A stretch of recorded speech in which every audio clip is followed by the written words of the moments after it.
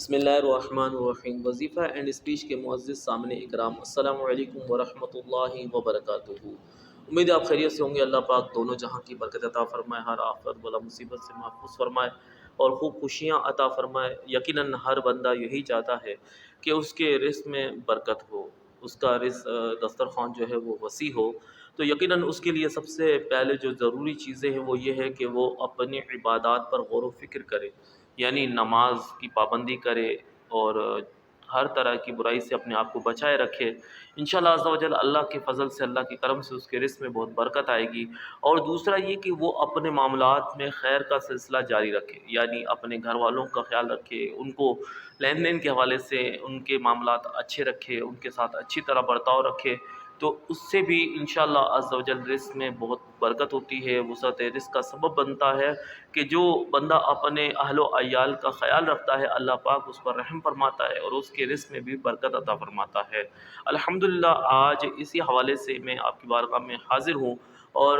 ایک بہترین عمل، بہترین وظیفہ جو کہ آپ کی بارگاہ میں پیش کرنا ہے۔ اس کا مقصد یہی ہے کہ آپ اس وظیفے کے ذریعے سے اللہ پاک جل شانہ کا قرب حاصل کریں اور ساتھ ہی ساتھ وسعت رزق کے اسباب پیدا ہو جائے۔ الحمدللہ بہترین وظیفہ، آسان وظیفہ جو کہ آپ کو پیش کیا جائے گا، اور جس طریقے سے بتایا جائے، کوشش یہی ہونی چاہیے کہ آپ جو بھی عمل کریں، جو بھی وظیفہ کریں، تو جس طرح بتایا جائے اسی طرح کرنے کی کوشش کریں گے تو انشاءاللہ اس کی بہت سی برکتیں ہمیں نصیب ہوں گی۔ اکثر اوقات ہوتا یہ ہے کہ جب ہمیں کوئی عمل دیا جاتا ہے یا وظیفہ دیا جاتا ہے یا ہمیں کچھ بتایا جاتا ہے کہ ہم یہ عمل کریں، یہ وظیفہ کریں، تو ہم حتی الامکان کوشش یہ کرتے ہیں کہ ہم اس وظیفے کو کرنے کے بجائے ہم اس وظیفے کو جس طریقے سے بتایا جاتا ہے اس طریقے سے کرنے کے بجائے ہم اپنے طور پر کرنا شروع کر دیتے ہیں، جس سے اس کے مطلب اس کرنے کے حوالے سے پھر وہ چیزیں نہیں ہو پاتی جو کہ ہونی چاہیے۔ تو کوشش یہ کریں، یا پھر کچھ دن کر کے پھر چھوڑ دیتے ہیں۔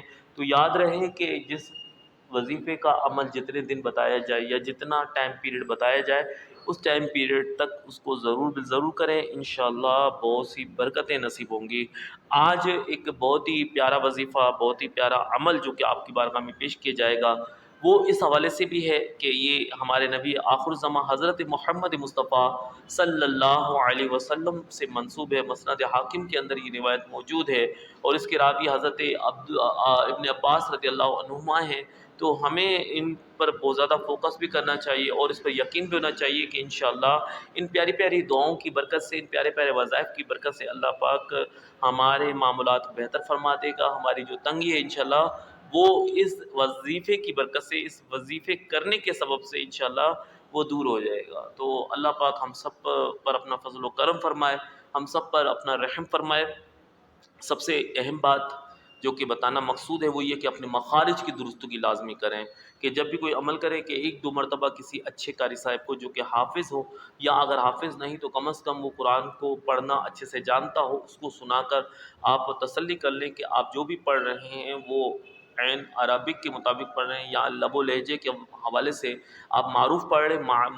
جو ہے مجہول نہیں پڑھ رہے، تو انشاءاللہ پھر اس کی برکتیں بھی ہمارے سامنے ہوں گی۔ تو دعا کیا ہے؟ بسم اللہ الرحمن الرحیم 3 مرتبہ اول و آخر درود شریف کوئی بھی پڑھ لے۔ بسم اللہ شریف پڑھ کر آپ نے پڑھنا ہے اللہم قنعنی بما رزقتنی وبارک لی فیہ واخلف علی کل غائبۃ لی بخیر،